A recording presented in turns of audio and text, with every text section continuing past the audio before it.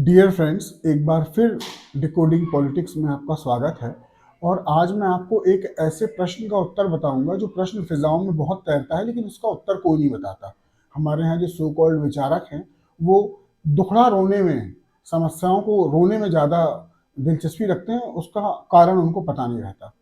अब इसका शीर्षक क्या है, इससे आपको समझ में आएगा। इसका शीर्षक, आप जो भी दो शीर्षक हैं इसके, पहला है लोकतंत्र के ताज पर अब्दुल की लात, या इसका एक दूसरा शीर्षक यह है कि अब्दुल आता नहीं है, उसे बुलाया जाता है। अब देखिए भला प्रश्न क्या है, उसका कारण क्या है।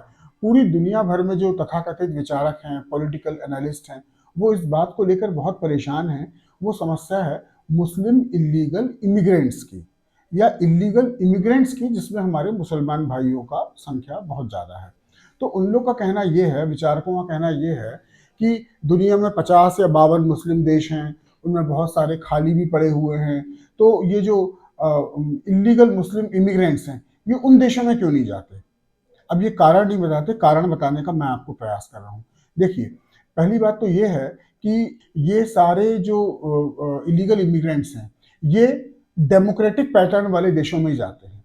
दुनिया के जिन देशों में डिक्टेटरशिप है, जैसे नॉर्थ कोरिया है, जैसे चाइना है, जैसे कह लीजिए रशिया है, या और भी देश हैं जहाँ पर डिक्टेटरशिप है, मिलिट्री डिक्टेटरशिप है या सिंगल पार्टी डिक्टेटरशिप है, वहाँ इनके लिए कोई स्कोप नहीं है। वहाँ ये बिल्कुल भी नहीं जाएंगे। वहाँ पर आप इनको जमीन जायदाद सब कुछ भी दे देंगे, आप इनको पैसा दे के भी भेजेंगे, तो ये वहाँ नहीं जाएंगे। क्यों नहीं जाएंगे, वो अपन अगले उसमें देखेंगे। एक बात आपने समझ ली कि ये वहाँ कभी किसी कीमत पे नहीं जाने वाले।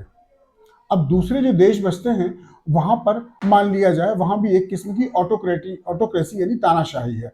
हो सकता है वो राजशाही वाली हो, जैसे मिडिल ईस्ट के देश हैं, सऊदी अरेबिया है, ये वहां पर भी नहीं जाने वाले। वहां पर न्यूसेंस करने की बिल्कुल आज़ादी नहीं है, वहाँ बहुत सख्त कानून है, ये वहाँ भी नहीं जाने वाले। अब आप कहते हैं कि ये वेस्टर्न यूरोपियन कंट्रीज में क्यों चले जाते हैं, इंडिया में क्यों चले जाते हैं। ये बात बिल्कुल झूठ है, कहीं नहीं जाते। इनको बुलाया जाता है। ये मैं शायद पहला या उन चुनिंदा व्यक्तियों में से मैं हूँ जो कह रहे हैं इनको बुलाया जाता है। एक्चुअली इन देशों में एक बहुत ही लचर टाइप की व्यवस्था है जो क्राइसिस के समय हमेशा फेल हो जाती है। उसको नाम दिया गया है लोकतंत्र। लोकतंत्र को भी आप और बेसिक्स उसमें समझें तो ये डेमोक्रेसी नहीं, ये इलेक्टोक्रेसी है। इलेक्टोक्रेसी का मतलब होता है हर 5 साल बाद इनमें जो चुनाव होते हैं, उन चुनावों के माध्यम से पॉलिटिकल पार्टीज को सत्ता मिलती है। यहाँ तक आप सबको मालूम है। अब देखिए, जो पॉलिटिकल पार्टीज हैं, उनकी जो जान और उनकी खुराक है वो एक ही है, वो है थोकबंद वोट।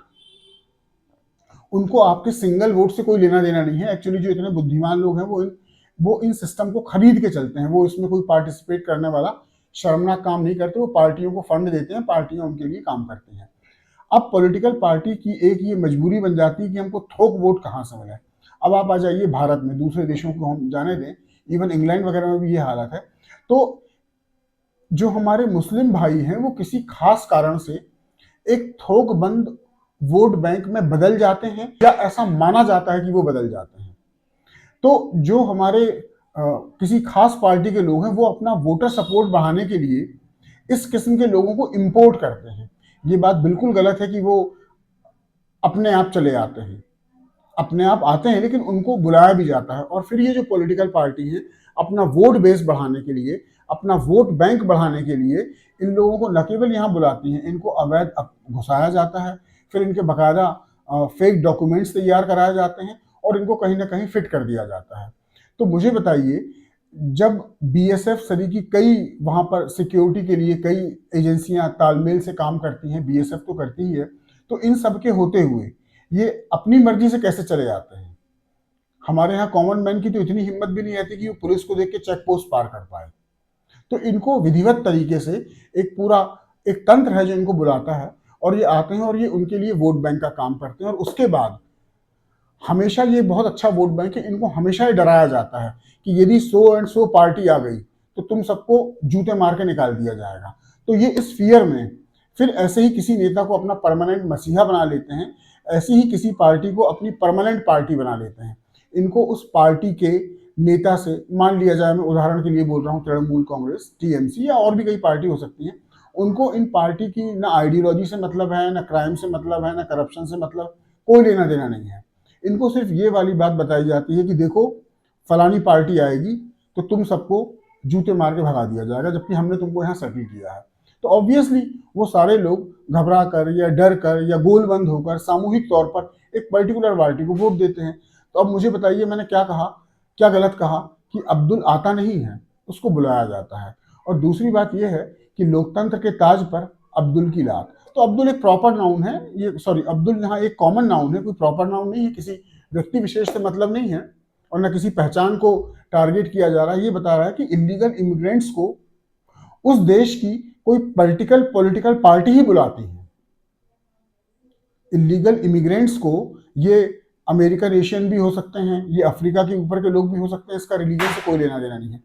इन पॉलिटिकल पार्टी को अपना वोट बेस बढ़ाने के लिए, अपना वोट बैंक। और दूसरी बात और भी है कि एक दौर था ये इन सो कॉल्ड देशों में इनको चीप लेबर की जरूरत होती है, जो वर्स्ट कंडीशन में रहकर मिनिमम वेजेस पर इनके लिए काम कर सकें। उसमें हमारा देश भारत भी है। यूं कहें कि ये घरेलू कामगार या क्लास 4 के जो काम हैं, इनको ये कम से कम कीमतों में कर सकते हैं।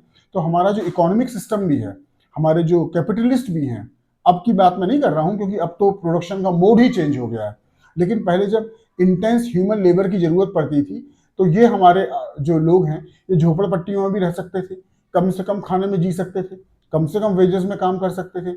इसलिए इनको ऑर्गेनाइज तौर पर इसमें हमारे जो कैपिटलिस्ट हैं, पूंजीपति हैं, इनका भी ग्रीन सिग्नल होता था और इन पॉलिटिकल पार्टीज का भी होता था। तो अब मुझे बताइए क्या गलत बात है कि लोकतंत्र के ताज पर पड़ती है अब्दुल की लात। That's all.